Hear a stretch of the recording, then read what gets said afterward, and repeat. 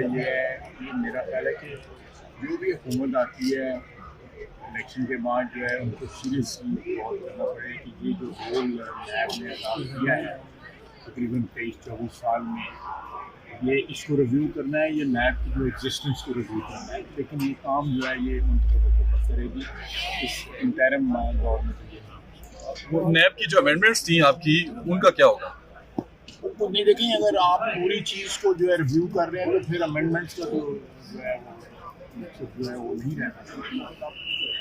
As an institution आपने उनका role जो है एग्जामिन करना है कि इसको कंटिन्यू करना है या इसको ये अच्छा, लपेटने का ऑप्शन है मियां साहब के पास? ये मैंने जो अभी कहा है तो मेरा ख्याल आपको समझ नहीं आई ना, अगली पार्लियामेंट फैसला करेगी भी करनी पड़ेगी। अगली पार्लियामेंट भाई साहब कुछ देखे ना, मैं इसलिए पूछ रहा हूँ। सर, आपने कहा कि नैब सियासी मुखालिफिन के खिलाफ इस्तेमाल हुआ है, तो क्या आप समझते हो खान साहब के खिलाफ जो केसेस बने हुए वो भी पॉलिटिकली खान साहब के खिलाफ तो मेरा है ऐसे भी केसेस हैं जिनका नैब से कोई ताल्लुक, वो अलकादर ट्रस्ट का जो केस बना हुआ है अभी जमात खारिज हुई है उसमें। लेकिन जो अलकादर ट्रस्ट का केस है, आप बताएं उसमें कौन सी ऐसी चीज़ें जो इंजीनियरिंग से जो है लाई गई हैं, सारी चीज़ें जो बरसरे इक़्तिदार थे जिस वक्त, वही सारी उस वक्त सामने आ गई।